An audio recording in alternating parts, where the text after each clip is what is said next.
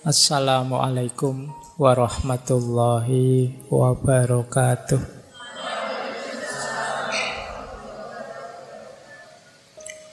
Bismillahirrahmanirrahim. Alhamdulillahirabbil alamin. Wa bihi nasta'inu ala umurid dunya waddin.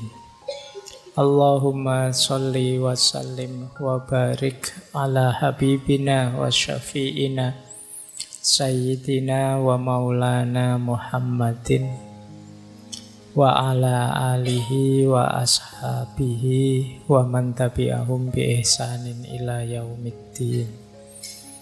Amma ba'du.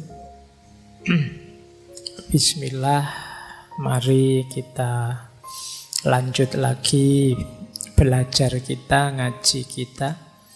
Malam hari ini kita latihan membersihkan jiwa. Kalau dalam bahasa Arab istilahnya tazkiyatun nafas.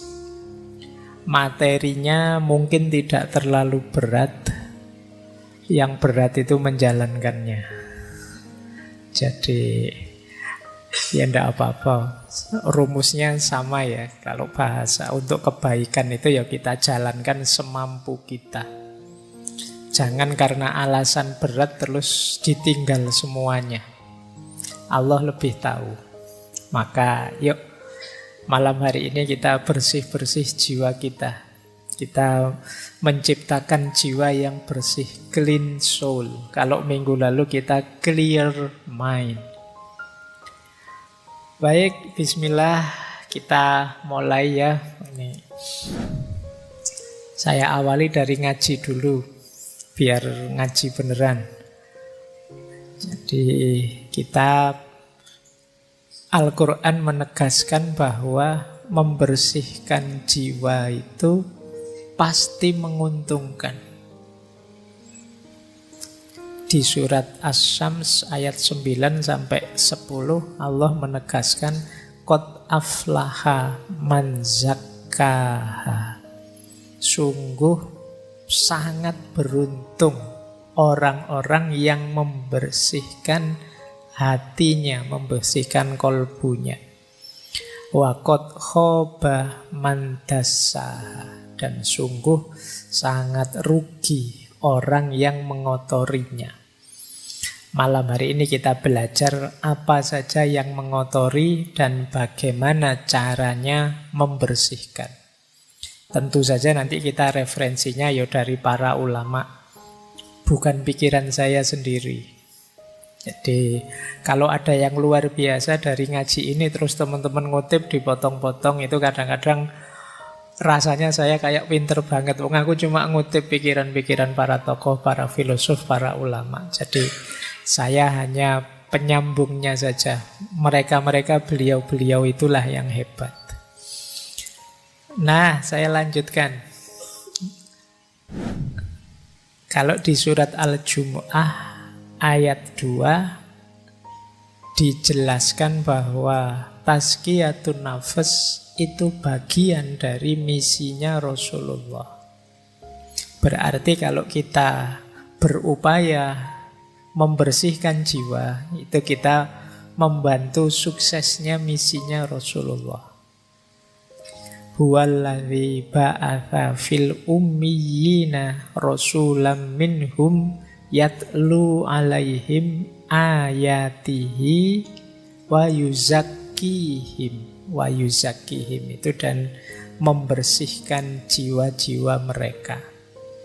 Wa yu'allimuhumul kitaba wal hikmah wa in kanu min qablu lafi dhalalim mubin.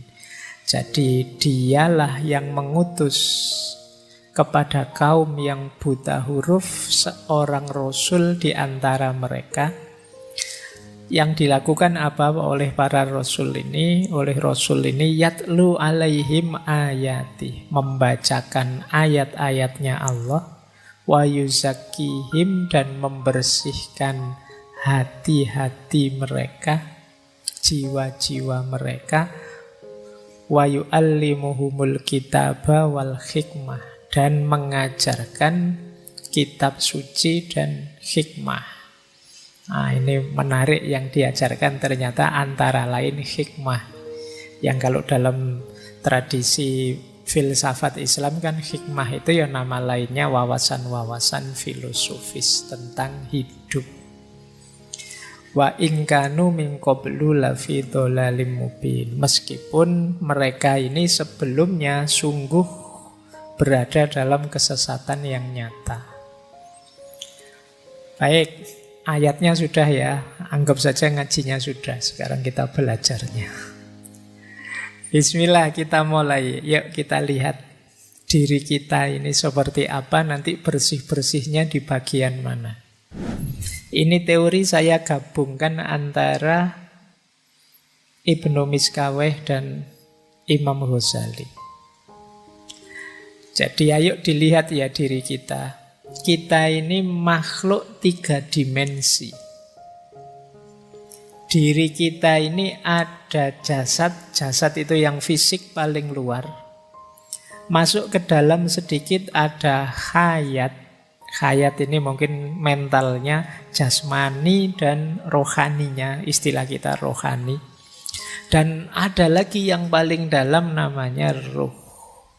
Nanti kalau di tasawuf, di dalam ruh itu ada lagi yang paling rahasia namanya sir. Jadi kita ini ada 3 lapis, jasad, hayat, ruh. Jasad yang paling luar, yang bisa saya lihat hari ini itu jasad-jasadmu. Apa ya istilahnya biar enggak jasad? Karena kesannya kok enggak enak kalau istilah jasad itu. Saya melihat banyak sekali jasad itu kan enggak enak. Jadi ya jasmani lah, jasmani ya kalau saya melihat. Pokoknya sosok di depan saya yang bisa dilihat itu jasad. Nanti masuk sisi mental kita itu hayat. Hayat ini saya ambil dari Imam Ghazali. Komponennya 3. Ada nafas, ada akal, ada qalb. Nah, di balik hayat ada ruh. Ini yang kalau dalam Al-Quran ada istilah wa nafakha fihi min ruhi. Identitas ilahiyah kita yang paling dalam itu ruh. Ruh itu cahaya, dia pasti baik. Cuma apakah cahaya ini menerangi hidup kita atau tidak, tergantung hayat. Apakah hayat kita jernih, bersih atau kotor? Kalau hayat kita kotor, kalbu kita kotor, akal kita kotor, nafas kita tidak terkendali, ya cahaya dari ruh tadi tidak mewarnai hidup kita. Hidup kita gelap. Nah, jadi kunci kemarin kalau belajar stoikisme kan kita diminta memperhatikan mana yang bisa kita kontrol, mana yang tidak bisa kita kontrol. Yang tidak bisa kita kontrol ya dimensi paling dalam dan paling luar. Yang bisa kita kontrol yang tengah ini, yang hayat. Jasad itu kan kita sudah dapat paket yang seperti ini. Jadi kalian berkaca ya kaya ngono lah, kurang lebih dirimu itu kan paket jadi. Dan kamu ndak dosa kalau jelek, wong itu di luar kontrolmu. Iya, kalau istilahnya Imam Ghazali kan kholq itu ndak dosa, kalau khuluk itu dosa, pilihan. Tapi kalau kholq itu kita sudah dianugerahi seperti ini. Makanya kamu jangan minder. Kalau ada yang nyindir kamu atau melecehkanmu, kamu kok nggak cakep, ndak apa-apa, ndak dosa. Tidak masalah. Jadi tidak perlu malu gara-gara itu. Wong yo cakep dan tidak cakep itu kan perspektif saja. Tergantung standar. Jadi kamu tidak perlu galau kalau sekedar urusan kecantikan lahiriah. Beda dengan kecantikan batin. Kalau istilahnya Imam Ghazali yang khuluk ini. Kalau ini pilihan. Batin itu kamu bisa takwa, kamu bisa fujur. Fa'alamaha. Ya.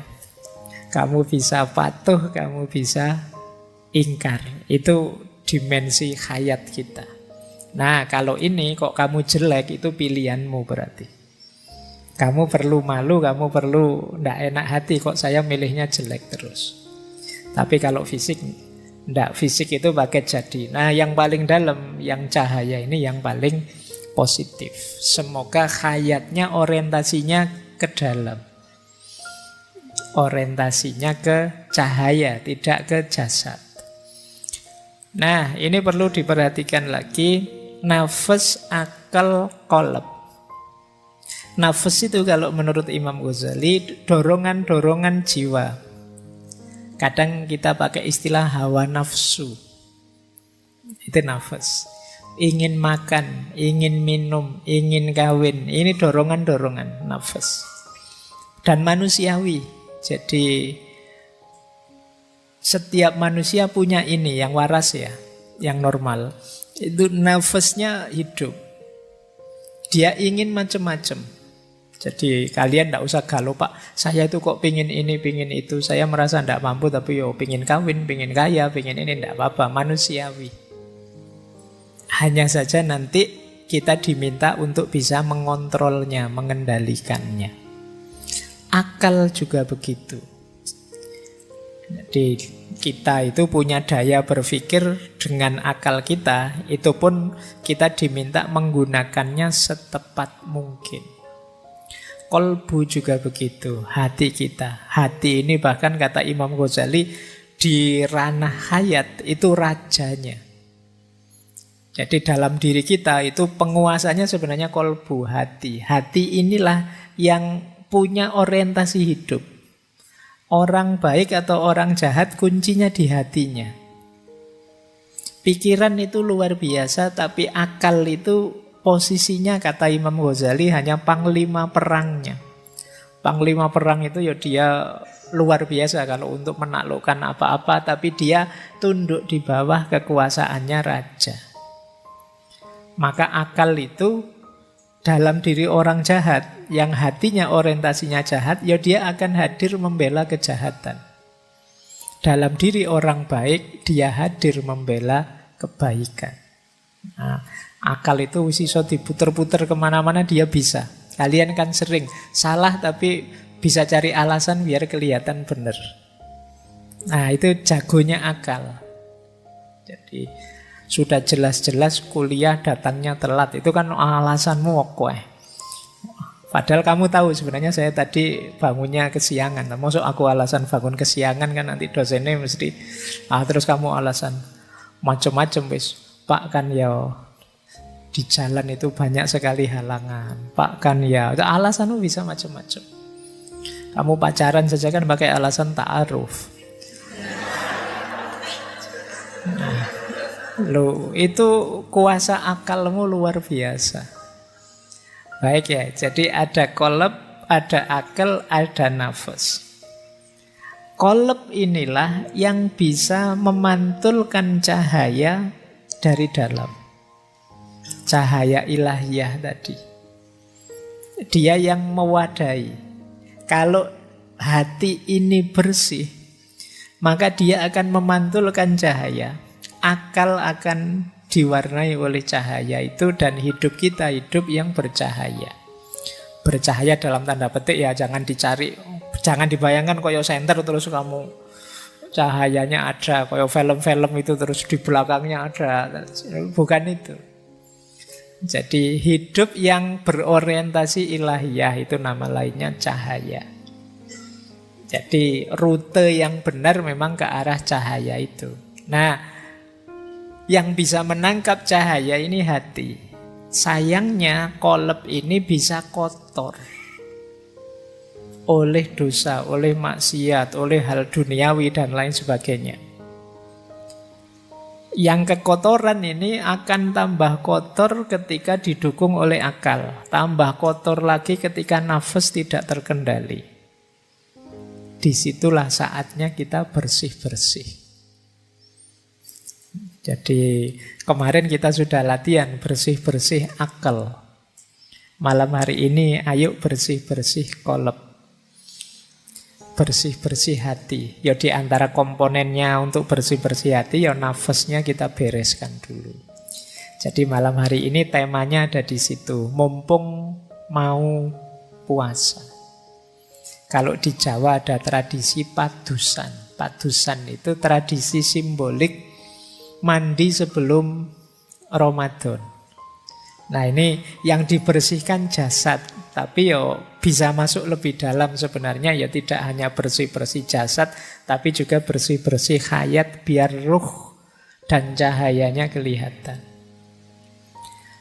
Baik, nah itu tadi filsafatnya. Sekarang kita coba cek apa saja sih yang harus kita bersihkan. Jadi kalau dirinci, dalam hidup ini ada 5 hal yang harus kita bersihkan. Yang pertama yang jasad tadi. Ya kalau fisik sih kita membersihkan jasad, anggota tubuh dari semua najis dan hadas. Jadi kalau ini teman-teman pasti sudah bisa lah, tidak perlu dijelaskan. Membersihkan najis teman-teman tahu dan bisa, hadas juga bisa. Kan sudah bisa mandi semua kan insya Allah. Wudu juga sudah bisa. Bersih-bersih najis juga bisa. Nah ini tidak perlu kita bikin tema ngaji untuk caranya mandi. Kalian sudah bisa lah. Nah yang kedua, membersihkan anggota tubuh dari dosa dan kemaksiatan. Kalau ini lebih sulit. Gimana caranya mulut kita ndak nyinyir lagi, ngomongnya ndak yang jelek-jelek tapi yang baik-baik. Ini membersihkan mulut namanya. Kalau membersihkan mulut yang fisik pakai kumur-kumur. Tapi membersihkan mulut yang diam, kita singkirkan semua kata-kata jelek, kalimat jelek, ungkapan yang jelek. Meskipun hari ini kan mulut kita sering diwakili oleh jempol kita. Karena dunianya sudah geser ke dunia medsos. Mungkin kamu bilang, Pak, saya itu sekarang Pak, mengikuti hadis, Pak. Falyakul khairon aw liyasmut. Ngomong yang baik atau diem. Iya mulutmu diem tapi jempolmu aktif. Kalau nulis kamu nyelekit luar biasa. Bahkan kamu berani sekali kalau di medsos itu kan. Jadi maka ayo kita bersihkan juga. Jadi anggota tubuh berarti semuanya ya mulut, ya jempol, ya telinga, ya hidung, ya apa saja. Yuk kita bersihkan dari yang dosa-dosa dan maksiat. Jadi bersih-bersihnya levelnya lebih dalam meskipun menyangkut anggota tubuh. Jadi ternyata membersihkan tangan itu ya tidak sekedar cuci tangan, tapi juga membersihkan tangan dari perbuatan-perbuatan tercela. Jadi perbuatan yang menyakiti orang, menyusahkan orang misalnya. Terus ada lagi level 3, membersihkan pikiran dari yang negatif, yang merusak, yang sia-sia, yang overthinking. Minggu lalu kita membahas ini, alhamdulillah. Semoga sedikit-sedikit sudah tahu teman-teman caranya bersih-bersih pikiran. Masuk lebih dalam, ada lagi yang harus kita bersihkan, hayat kita, dimensi batin kita, jiwa kita harus bersih dari akhlak yang tercela. Akhlak tercela itu ya iri, dengki, hasut, sombong, dan lain sebagainya. Ini jauh lebih berat. Saya tidak cerita detail caranya, teman-teman pasti sudah tahu bahwa itu jelek. Ada lagi yang paling dalam, saya sebut tadi dimensi ruh, yang intinya adalah sir. Kita bersihkan dari yang selain Allah. Jadi diri kita yang paling dalam itu jadi kuncinya orientasi hidup kita. Semoga isinya hanya Allah saja. Lupa berarti saya tidak boleh bercita-cita punya istri cantik, punya suami ganteng, punya mobil mewah, punya rumah bagus, punya jabatan tinggi. Boleh. Tapi itu jangan dijadikan cita-cita final. Jadikan itu jembatan untuk bisa menomorsatukan Allah.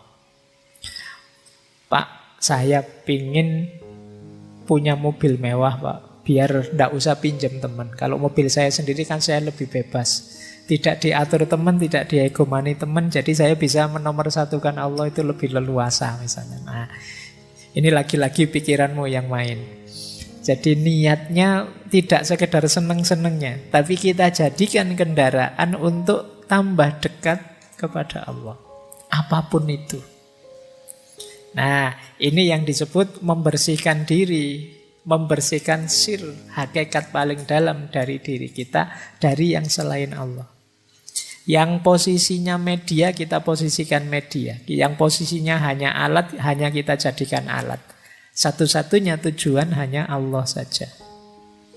Nah, ini area-area bersih-bersih diri. Dimulai dari yang paling lahiriah sampai yang paling dalam. Kalau kalian bisa lima-limanya, banggalah nanti di akhir Ramadan benar-benar Idul Fitri. Kembali fitrah. Jadi awas keliru, karena banyak yang memaknai Idul Fitri itu kembali bisa makan lagi. Makan itu kan fitrah, Pak. Enggak, maksudnya ini. Jadi di antara cara bersih-bersih itu nanti puasa. Nanti ada logiknya. Tapi kita awali dari sini dulu. Baik, saya lanjutkan lagi. Nah, kalau dalam tasawuf ada istilahnya bersih-bersih ini. Biasanya pakai istilah tazkiyatun nafs tadi. Saya melihat ada beda-beda istilah proses tazkiyatun nafs ini, tapi arahnya sama. Kalau Imam Ghazali pakai istilah toharatun nafs, yang dilanjutkan imaratun nafs, dan puncaknya adalah nafs mutmainnah. Toharatun nafs itu membersihkan jiwa. Kalau sudah bersih, imaratun nafs. Imarah itu mengatur, mengendalikan. Jadi nafsu tadi yang sering tidak terkendali, ayo dikendalikan, bukan dimatikan ya. Dimatikan itu kalau begitu saya tidak usah makan lagi, saya tidak usah minum lagi, saya tidak kawin saja. Itu namanya mematikan nafas. Nanti tidak manusiawi. Jadi Islam itu sangat manusiawi. Kendalikan, makan ya, tapi harus tahu kapan berhenti. Jangan mentang-mentang ditraktir terus manganin los. Kasihan yang traktir. Jadi harus tahu kapan berhenti, harus ngerti porsi kita sampai mana. Makan, minum, nikah. Jadi toharatun nafas, imaratun nafas. Kalau kita bisa imaratun nafas, termasuk mengendalikan keinginan, insya Allah akan lahir nafas yang mutmainnah. Jiwa yang tenang. Nah, ini rumus pertama, versinya Imam Ghazali. Jadi dibersihkan, dikendalikan, akhirnya tenang. Beda lagi rumusnya Muhammad Abduh, pembaharu dari Mesir. Kalau beliau rumusnya istilahnya agak berbeda. Kata Abduh, yang pertama adalah tarbiyatun nafas. Tarbiyatun nafas itu mendidik jiwa. Jiwa kita itu liar, harus dijinakkan, dididik. Caranya dengan pembiasaan. Ini namanya tarbiyatun nafas.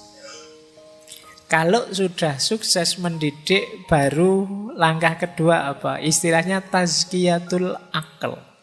Tazkiyatul akal itu minggu lalu, membersihkan pikiran.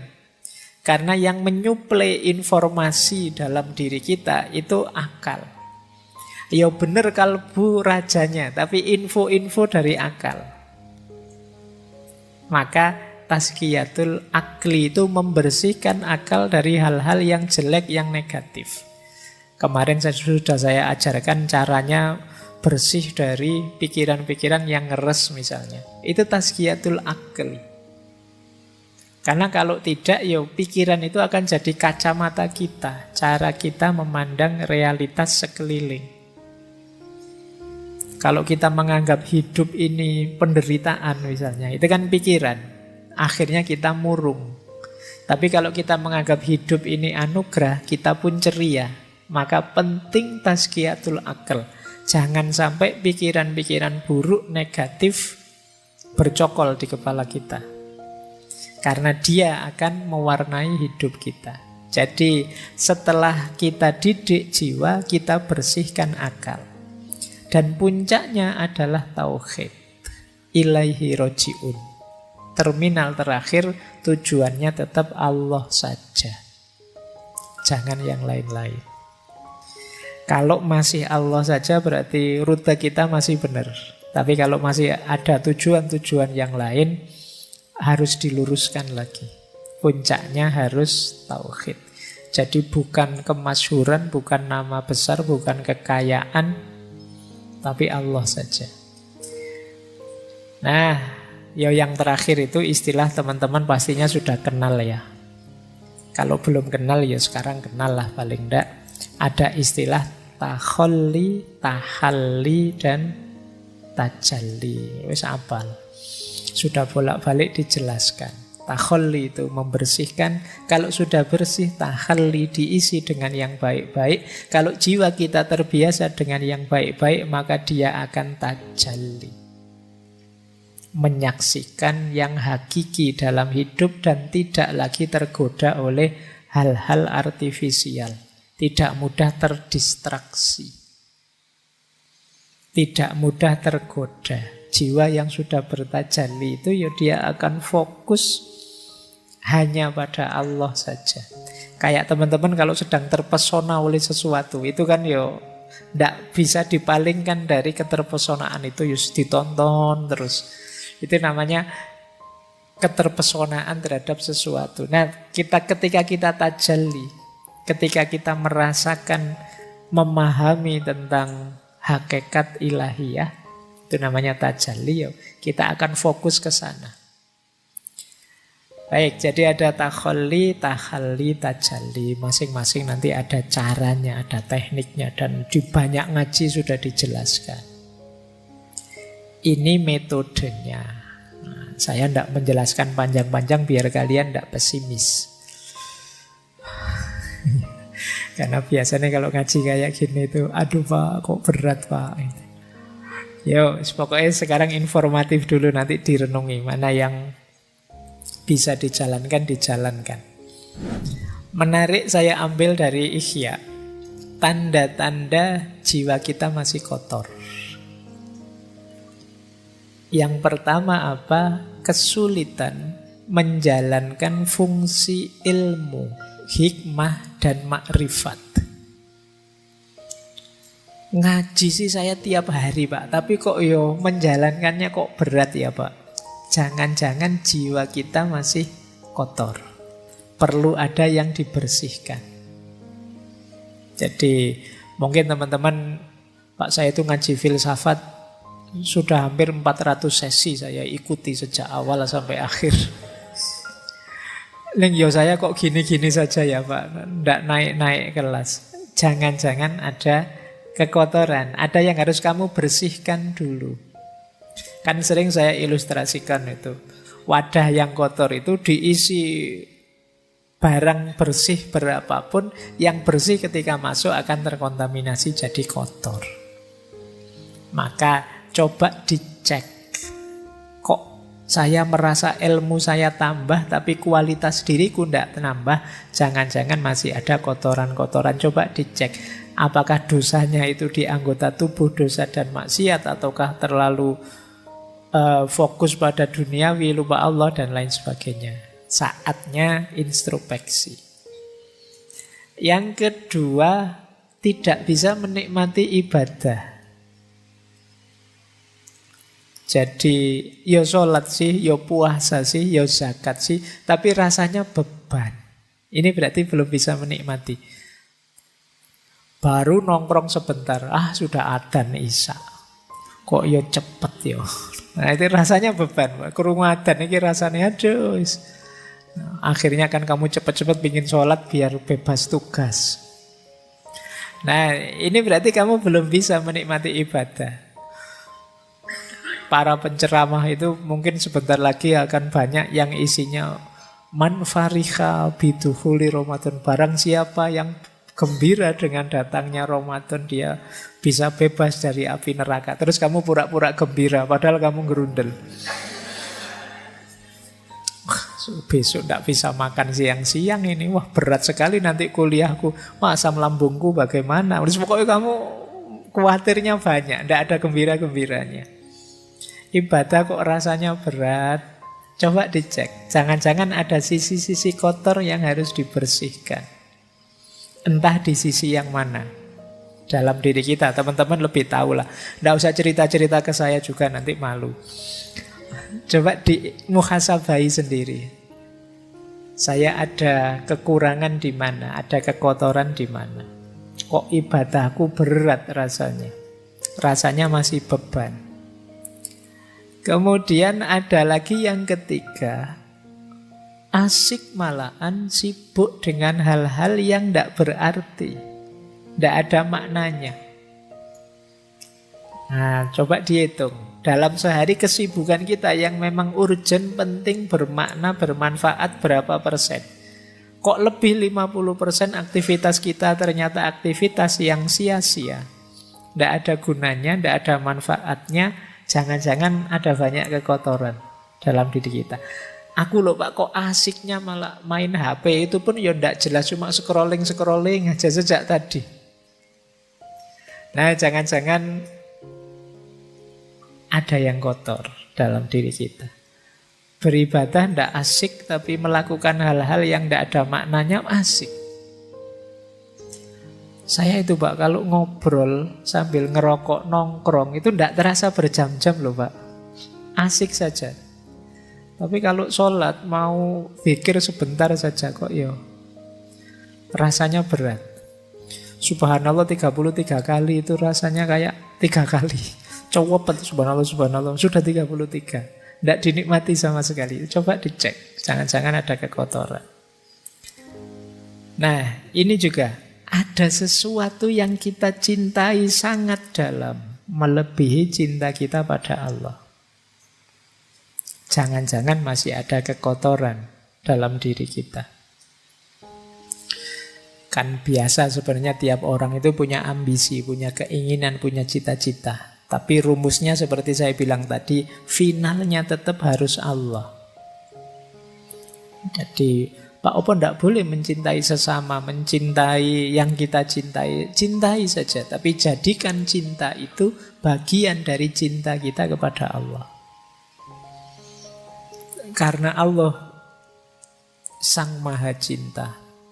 Dia menyukai aktivitas mencintai, maka aku pun mencintai.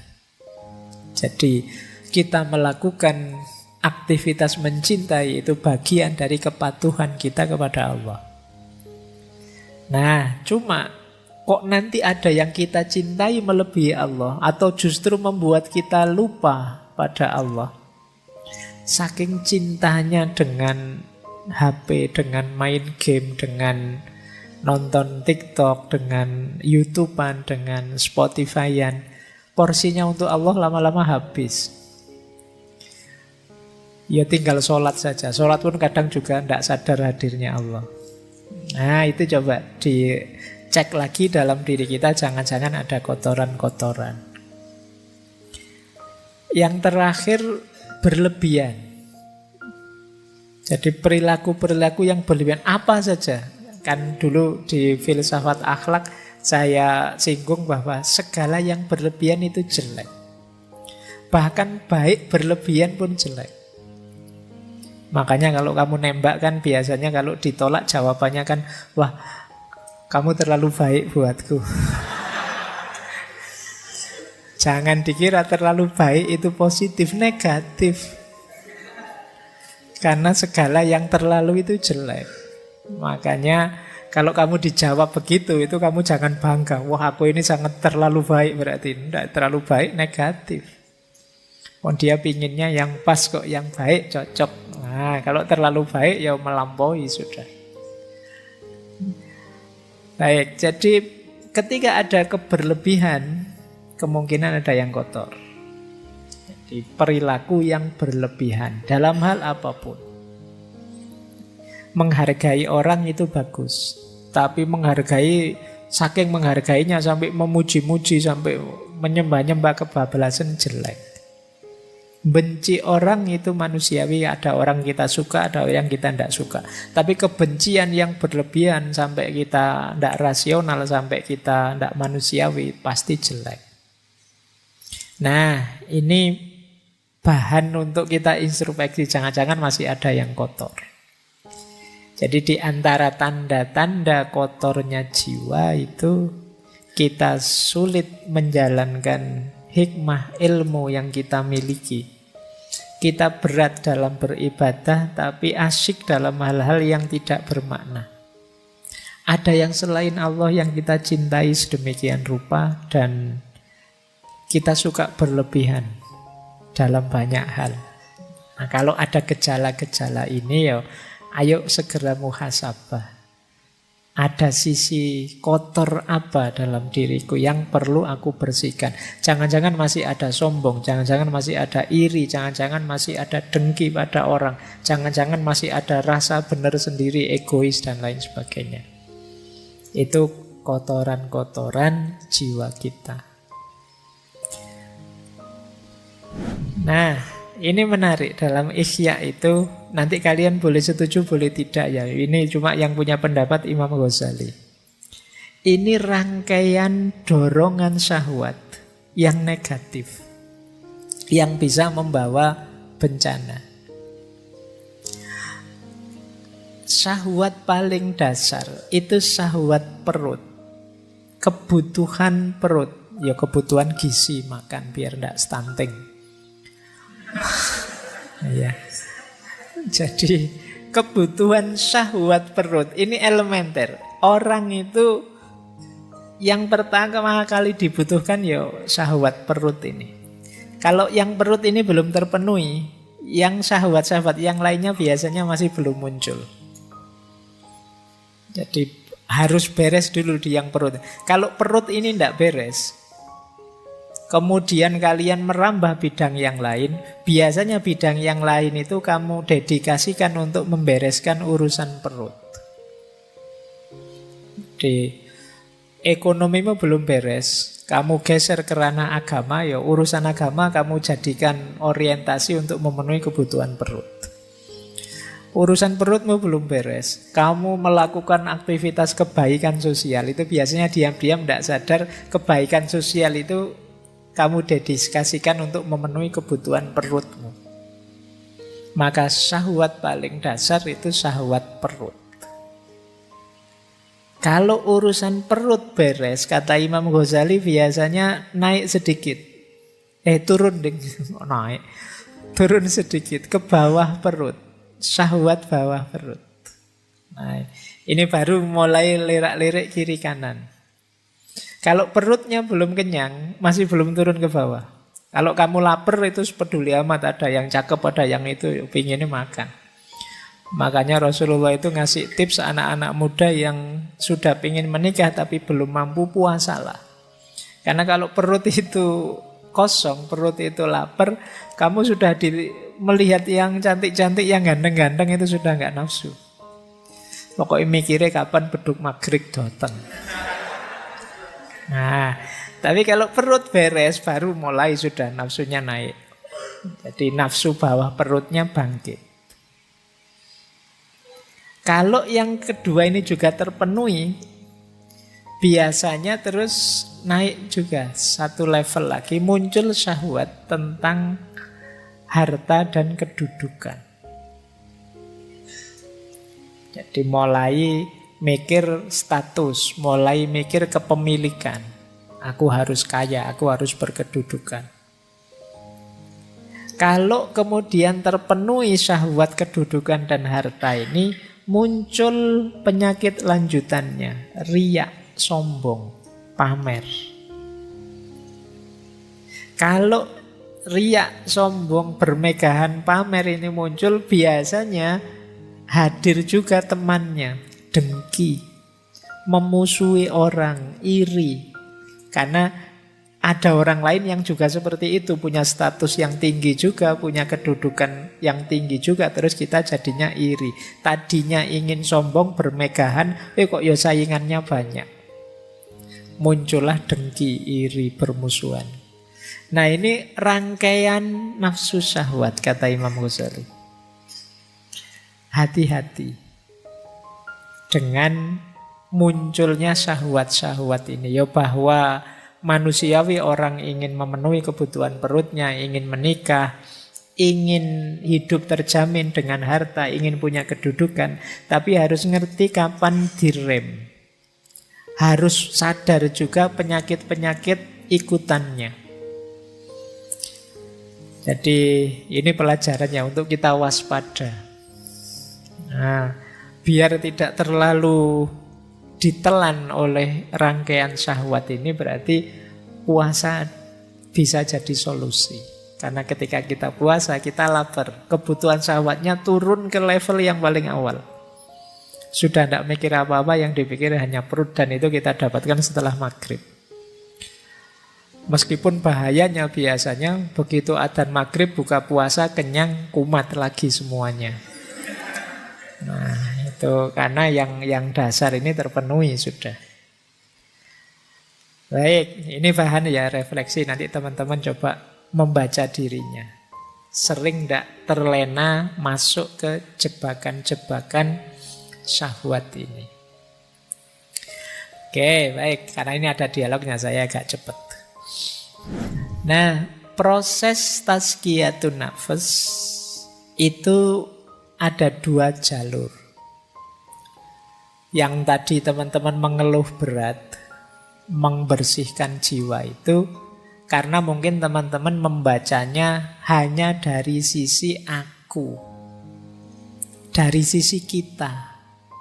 Waduh berat Pak kalau saya harus melakukan itu. Ya itu kan teman-teman sendiri. Jalur mujahadah namanya. Jangan lupa selain jalur mujahadah ada jalur hidayah. Jalur hidayah itu Allah yang membukakan jalan. Jadi bukan hanya kita yang berupaya. Nanti kalau upaya kita diridhoi oleh Allah, maka Allah yang akan membawa kita pada hasil yang positif yang kita inginkan. Itu namanya hidayah. Kita dibukakan jalan sehingga jadi mudah. Maka jangan pesimis. Meskipun tadi rasanya kok berat ya Pak, apa bisa ya Pak? Itu mungkin yang bisa ya wali-wali saja Pak. Enggak, kalian juga bisa kok. Kalau Allah ridho. Karena selain mujahadah yang itu berdasarkan kekuatanmu, masih ada hidayah, pertolongan, anugerah dari Allah. Makanya beruntungnya orang yang punya Tuhan itu terhindar dari putus asa. Sepahit apapun situasinya, selemah apapun kondisi kita masih punya Tuhan, kita masih punya Allah. Tidak pantas kita mengeluh, tidak pantas kita putus asa. Nah ini prosesnya 2. Jadi ada mujahadah, ada hidayah. Ada upaya kita, ada pertolongannya Allah. Nah, terus Imam Ghazali juga nuntun kita. Kita ini kan ingin bersih-bersih mengubah diri kita. Cepat atau lambatnya perbaikan diri, kata Imam Ghazali, kuncinya 2. Yang pertama, watak dasar kita dan lamanya kita pada kondisi sebelumnya. Yang kedua, kekuatan, kehendak, keyakinan, dan kesabaran kita. Ada orang yang watak dasarnya pemarah, dan puluhan tahun dia jadi orang pemarah. Nah, ini untuk berubah jadi sabar lebih lama. Tidak masalah, tapi bisa, pasti bisa. Manusia itu tidak ada yang paket tidak bisa diubah, pasti bisa. Cuma prosesnya agak lama. Jadi kekuatan asalnya dan lamanya. Makanya kalian kalau punya sifat negatif, jangan lama-lama kamu nikmati sifat negatifmu. Karena semakin lama kamu jalankan, semakin sulit mengubahnya nanti. Jadi kalau sadar itu jelek, segera latihan untuk berubah. Ternyata aku itu cerewet ya, ayo latihan. Biar tidak cerewet gimana caranya, mungkin latihan agak pendiam. Entahlah kamu pakai strategi apa kamu tutup mulutmu, atau kamu ben nggak cerewet lagi. Nah ini namanya latihan untuk mengubah. Dan ini memang prosesnya tidak sederhana. Tidak semudah diceramahkan. Kamu harus memulai kemudian secara sabar mengubah diri pelan-pelan. Mungkin setiap waktu berkurang 1%, 1% sampai 100% berubah. Tidak mungkin revolusioner tiba-tiba berubah, kecuali mungkin hidayahnya Allah yang mungkin seperti itu. Tapi perhitungan rasionalnya ya semakin kita lama di sifat yang lama, perubahannya juga tambah lama. Dan yang kedua, kekuatan niat kita. Kekuatan niat ini ya kalau tidak pakai niat ya lama. Tapi kalau niatnya serius bisa lebih cepat. Kan kadang-kadang kita itu tidak percaya diri, akhirnya lama. Ada yang mantap sekali, bisa lebih cepat. Jadi ini dua kuncinya keberhasilan kita untuk tazkiyatun nafas, membersihkan jiwa. Nah, dasarnya tazkiyatun nafas, yang pertama kita harus tahu state of soul kita, kondisi jiwa kita. Sering saya pakai istilah kolb tadi, hati itu ada 3 istilah. Ada kolbun mayit, ada kolbun marid, ada kolbun salim. Hati yang mati, hati yang sakit, dan hati yang sehat. Kondisi jiwa kita ada di mana sekarang? Hati yang mati itu berarti kondisi jiwa kita namanya amarah. Amarah itu kondisi jiwa yang nyaman dalam keburukan.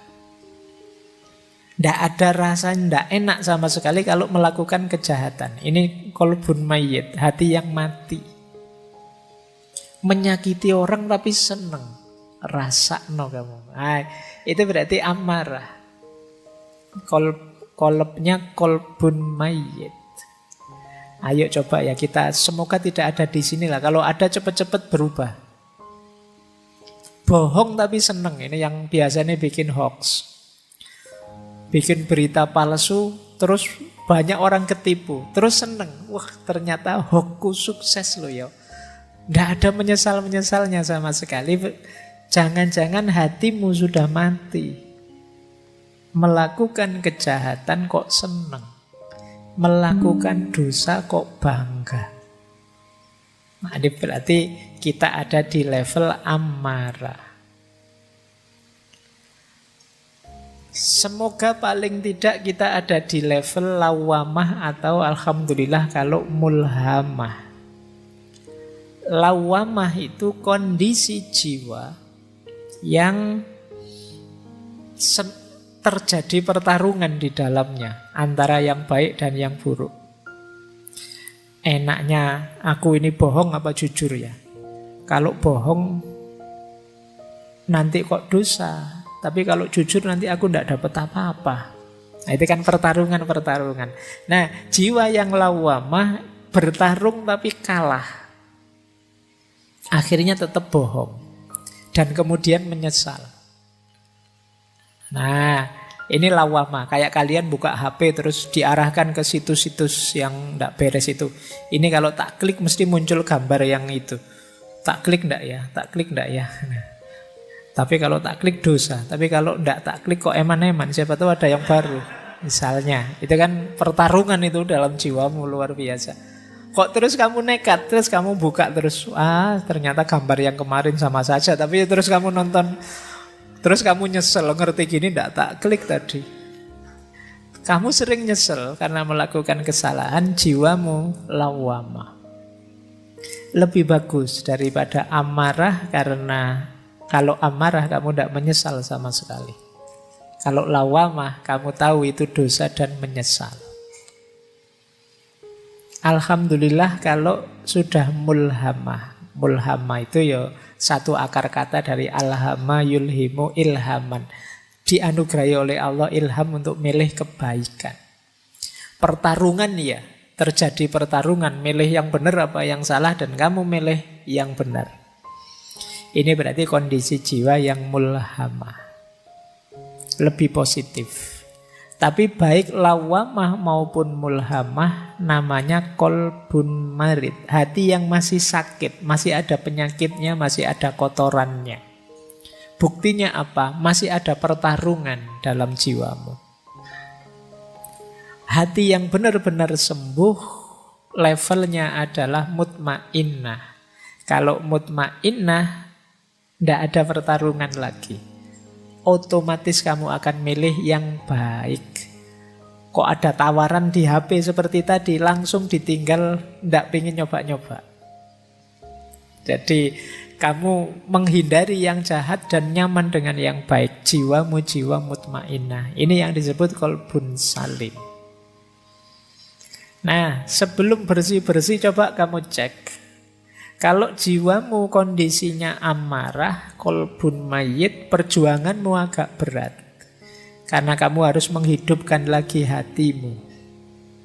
Kamu harus, kalau komputer itu kamu harus mereset terus diinstal ulang.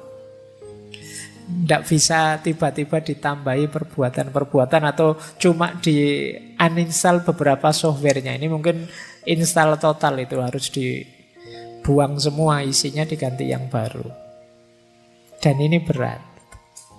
Kalau kamu ada di kolbun marid, hati yang sakit, karena masih ada kotoran-kotoran sedikit-sedikit, nah di sini tazkiyatun nafas yang tadi kita sampaikan bisa dipakai tips-tipsnya. Alhamdulillah kalau sudah mutmainnah. Kalau sudah mutmainnah tinggal menjaga istiqomahnya. Nah, jadi dasarnya ini ya, nanti coba dicek. Wah, saya sudah istiqomah Pak. Ya alhamdulillah, meskipun aku tidak percaya. Ya, coba lah kamu cek sendiri nanti. Kalau masih ada kotoran-kotoran, ayo dibersihkan. Baik, saya lanjut lagi. Ini strategi yang disampaikan oleh Imam Ghazali dalam Ihya. Untuk melakukan tazkiyatun nafas, jalannya 3. Yang pertama ilmu dan keyakinan, yang kedua riyadoh, dan yang ketiga mujahadah. Masing-masing ulama nanti punya tips, punya jalan sendiri-sendiri. Kalau ini saya ambil dari Ihya. Yang pertama apa? Ilmu. Tentu saja harus tahu ilmunya. Makanya malam hari ini itu kita konteksnya konteks ilmunya masihan. Kita belajar bagaimana tazkiyatun nafas yang pas, yang cocok, yang benar, yang sesuai. Jangan sampai kita ingin bersih-bersih malah mengotori. Mungkin karena sapunya tidak cocok. Nah, di sini perlunya ilmu. Kalau sudah dapat ilmunya, mantaplah, yakinlah. Kalau masih ragu-ragu, kalau masih belum yakin, ya agak berat. Apa-apa itu kalau setengah-setengah, yakinnya kan tidak maksimal. Jadi kalau sudah dapat ilmunya, yakinlah, baru kemudian riyadoh. Riyadoh itu makna letternya sebenarnya latihan. Nah, Imam Ghazali mengutip gagasannya, ada banyak yang dikutip. Saya ambil 2, Yahya bin Mu'az Ar-Razi dan Sufi besar Sahal Al-Tustari. Kalau riyadoh versi Syekh Yahya bin Mu'az Ar-Razi, yang dilakukan apa? Menjaga makanan, menahan mata, mengendalikan mulut, dan pemaaf. Jadi menjaga makanan berarti ya puasa lebih simpel, atau makan jangan berlebihan. Kemudian tidur juga jangan berlebihan, menahan mata. Kemudian mengendalikan mulut dan pemaaf. Jadi kata Syekh Yahya bin Mu'az, ini strategi-strategi ini efektif untuk detok, membersihkan kotoran-kotoran kolbu. Kalau Syekh Sahal mirip saja, mengempiskan perut, menyedikitkan tidur malam, tidak banyak bicara dan menjauh dari manusia. Kenapa harus menjauh dari manusia? Ya karena godaan paling berat itu manusia. Godaan dari makanan saja mungkin tidak terlalu menggoda, tapi begitu ada manusianya yang bareng makanan itu bisa sangat menggoda. Kamu puasa, ada es teh di depanmu sak gelas, itu biasa. Tapi begitu ada orang minum es teh di depanmu, itu kan rasanya beda. Jadi ya agak jauh lah. Manusia itu memang makhluk penggoda yang luar biasa. Jadi kata para sufi, yo, agak menjauh sebentar. Ya mungkin semacam uzlah atau yang agak berat namanya kholwat. Dalam rangka apa? Bersih-bersih dulu. Nanti kalau sudah bersih, terjun sudah tidak mudah terpengaruh lagi. Ini namanya riyadhah. Riyadhah itu latihan. Ya memang kalau latihan itu berat. Tapi kalau tidak dilatih, kita tidak tangguh. Maka ya memang harus siap ada pengorbanan-pengorbanan. Mengorbankan waktu, tenaga, mengorbankan biaya mungkin dan lain sebagainya. Tapi harus mau latihan. Tidak senang-senang saja, tidak bisa. Pak, saya ingin tasfiyatun nafas tapi jalur santai gitu loh Pak. Yang senang-senang yang itu ya. Ya tidak jadi tasfiyatun nafas nanti. Nah kalau riyadhah bisa kita jalankan, harus diimbangi juga dengan mujahadah. Kalau mujahadah itu azam yang kuat, amal baik diperbanyak, sabar dan istiqomah. Niatnya yang kuat, diisi lebih banyak amal baik, kemudian sabar serta istiqomah. Jadi ilmu, keyakinan, riyadhah dan mujahadah. Ini tips untuk tazkiyatun nafas dari kitab Ihya Ulumuddin. Saya lanjutkan. Kalau ini level-levelnya, ini rankingnya. Teman-teman sampai ranking berapa saya tidak tahu. Pembersihan jiwa. Ini dalam tasawuf, ya tentu saja bersih-bersih paling dasar itu bersih dari dosa, maksiat. Ini kelas 1. Kelas 1 maksudnya kelas paling awal ya, bukan kelas 1 itu kelas VIP. Jadi kelas paling dasar. Kalau kita masih belum bisa bertarung melawan dosa dan maksiat, ya naik ke level atasnya masih berat. Jangan dibantah biasanya terus, Pak manusia itu kan wajar, makhlul khotok wan nisyan Pak. Ngayalmu kan sering begitu. Iya, tapi maksudnya sirna segala dosa itu di batin kita tidak ada niat, tidak ada keinginan secara sengaja melakukan dosa. Tidak nabrak norma secara sadar. Itu level awal. Tahu salah ya dihindari, tahu dosa ya tidak ditabrak. Bahwa kadang-kadang ada khilaf, lupa, tergelincir secara tidak sadar. Ini manusiawi, bisa kita ikuti dengan tobat. Tapi tidak secara sengaja melakukannya. Itu level awal tadi yang dimaksud sirna segala dosa. Begitu sadar, saya salah ngomong, kepleset ngomongnya. Sebenarnya tidak pengen mesuh, tapi lihat wajahmu tiba-tiba keluar begitu saja misalnya. Ini kan tidak sadar. Nah ini terus kamu bisa tobat. Tidak niat kok tadi.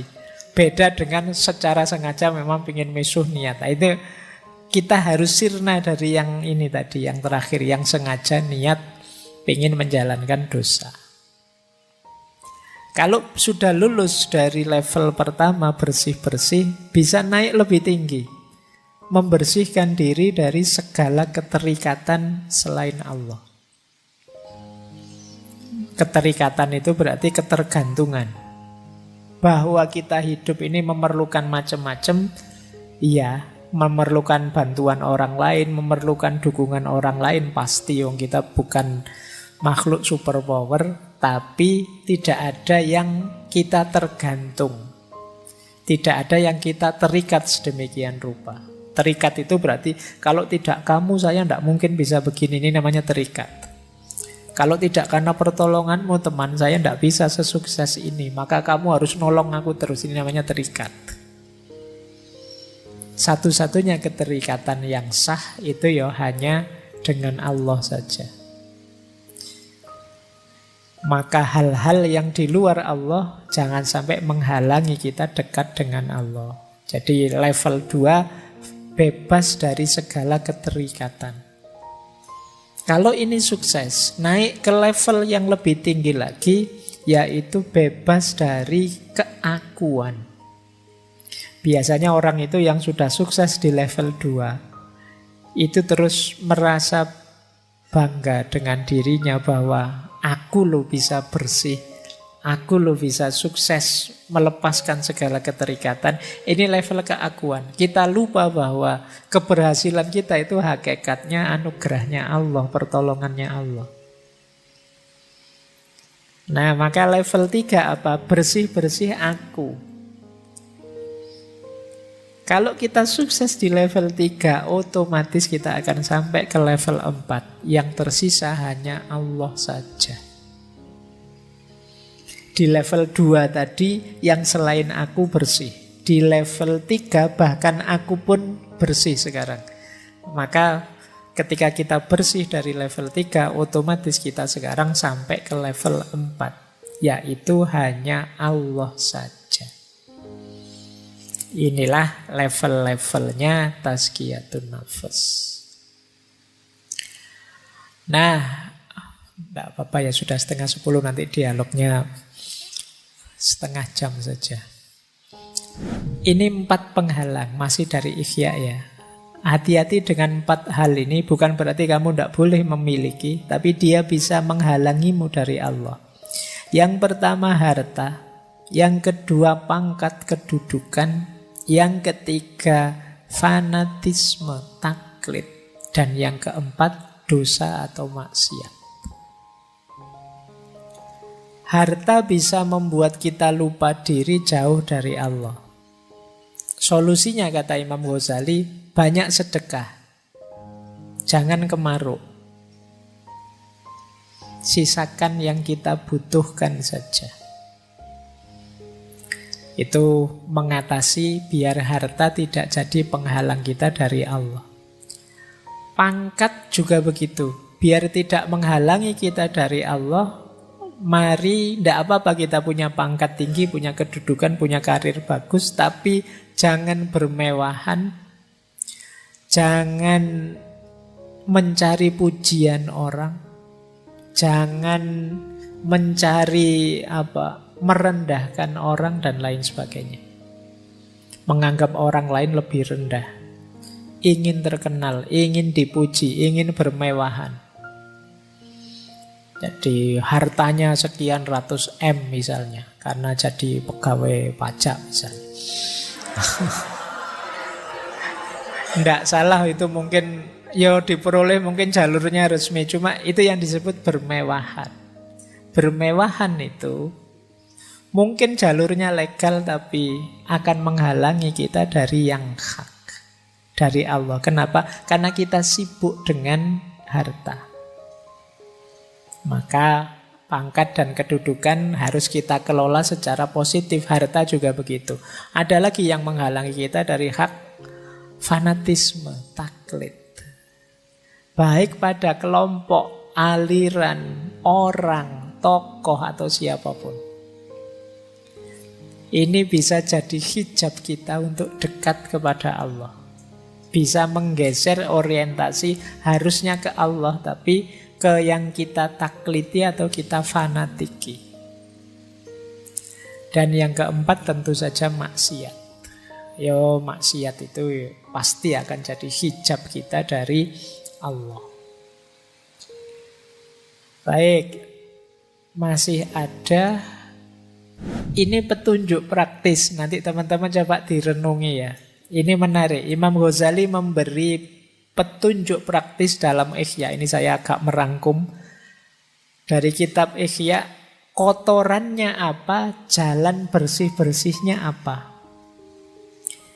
Yang pertama kata Imam Ghazali, kotoran jiwa dalam aspek syahwatnya perut dan bawah perut. Jalan tazkiyatun nafasnya dua. Yang pertama puasa. Yang kedua menikah. Nah, jadi kok ujian kalian selalu saja urusannya perut dan bawah perut? Ya, satu di antara dua. Kalau bisa menikah, menikahlah. Kalau enggak, puasalah. Syukur-syukur bisa dua-duanya, ya puasa ya menikah. Jadi jalan bersih-bersihnya itu. Kalau sudah menikah, itu kan syahwat kemaluan terkendali. Ada jalurnya untuk dilampiaskan secara halal.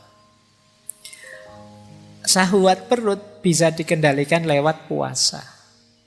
Jadi maka bersih-bersih syahwat perut dan kemaluan bisa lewat puasa, bisa lewat menikah. Kalau kotoran yang muncul dari lisan, dari mulut, ada 4 jalannya. Yang pertama tafakkur, yang kedua zikrullah, yang ketiga muhasabah, muraqabah, mujahadah, agak berat. Yang keempat ingat mati. Padahal ini cuma mulut saja, berarti betapa bahayanya mulut itu. Jalan bersih-bersihnya banyak. Tafakkur itu kita sibukkan pikiran kita dengan Allah dan kekuasaan dan keindahannya. Itu tafakkur. Ketika kita sibuk dengan Allah, mulut kita ya tidak akan ngomong yang aneh-aneh lagi. Atau sudahlah daripada ngomong yang aneh-aneh, mulut kita secara sengaja kita buat zikir saja, aman sudah. Atau muhasabah, muraqabah, mujahadah. Ini sederhananya adalah kita sadar Allah selalu mengawasi. Ini membuat kita terjaga. Mau maki-maki, diawasi Allah, malu saya. Mau ngomong jelek, malu saya. Ini muraqabah. Bisa untuk obatnya penyakit lisan. Dan yang keempat, ingat mati. Jadi kita sadar bahwa akhir hidup kita pasti maut, mati. Dan kita tidak tahu kapan hadirnya itu. Maka akan lebih mengontrol diri kita. Terus yang ketiga, kalau ada penyakit marah, dengki, iri hati, jalan tazkiyatun nafasnya yang pertama dengan sabar dan syukur, memaafkan dan kasih sayang. Yang ketiga membaca Al-Quran. Sabar dan syukur berarti ini nanti bisa mengatasi dengki dan iri kita pada orang lain. Jadi kita itu kan marah pada orang sampai kemudian kita dengki dan iri padanya karena kita tidak sabar terhadap dia. Kalau kita bisa menghidupkan kesabaran dan kita bisa bersyukur dengan apa yang kita miliki, kita tidak akan iri. Apalagi kita bisa memaafkan dan berkasih sayang dengan orang lain, kita tidak akan marah, dengki dan iri. Kalau masih sulit, ayo sibuk mengaji saja, baca Al-Quran. Biar pikiran kita tidak kotor isinya kemarahan, kedengkian, iri hati. Daripada posting aneh-aneh yang tidak jelas, wis ngaji saja. Daripada buka Twitter, buka Instagram yang bikin telinga panas, mata panas, jempol panas, ayo ngaji lah. Kata Imam Ghazali, baca Al-Quran saja.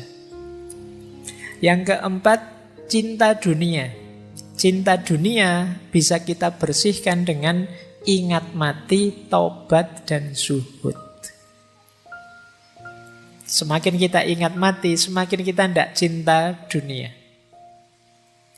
Semakin kita bertobat, semakin kita tidak cinta dunia. Semakin mental kita terbentuk zuhud, kita tidak akan cinta dunia. Nyambung dengan cinta dunia, cinta harta dan kikir.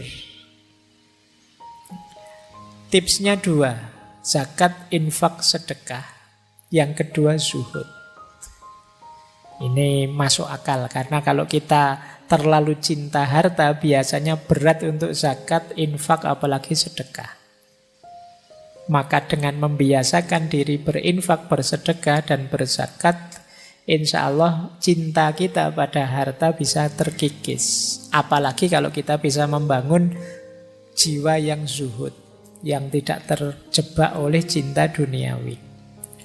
Yang keenam, cinta kedudukan dan riya. Riya itu ingin pamer. Biasanya orang itu kalau sukses, kalau berhasil itu muncul keinginannya riya. Jangankan kesuksesan besar, kadang sukses kecil saja kamu ingin pamer. Kamu misalnya, wah fotoku kok bagus ya, ini angle-nya pas itu. Wah, terus kamu cepet-cepet pengen posting, pengen pamer. Padahal itu kebetulan, itu pun ya filter saja. Pengen pamer. Pokoknya opo-opo kamu pengen tampil, pengen pamer. Kamu eman-eman kalau ada momen hidupmu yang menurutmu bagus dan orang lain tidak tahu. Ini harus tahu semua ini. Nah, kamu dapat nilai A misalnya, kamu foto itu di anumu, terus kamu besarkan, kamu alhamdulillah ternyata usaha tidak mengkhianati hasil misalnya. Nah itu kamu hari ini itu wes kelakuanmu begitu. Kata Imam Ghazali, mental pamer ini bisa dididik dengan uzlah. Uzlah itu menjauh sebentar. Kenapa kamu ingin pamer? Ya karena kamu banyak teman terlibat terus dengan mereka, sehingga ada kecenderungan ingin lebih tinggi, sehingga terus kamu pamer ke mereka. Kalau kamu agak uzlah, menarik diri, kamu tidak ingin pamer. Mau pamer ke siapa wong yo? Kamu sedang menarik diri, tidak bercampur dengan mereka. Jadi melatih jiwa untuk tidak pamer itu antara lain uzlah.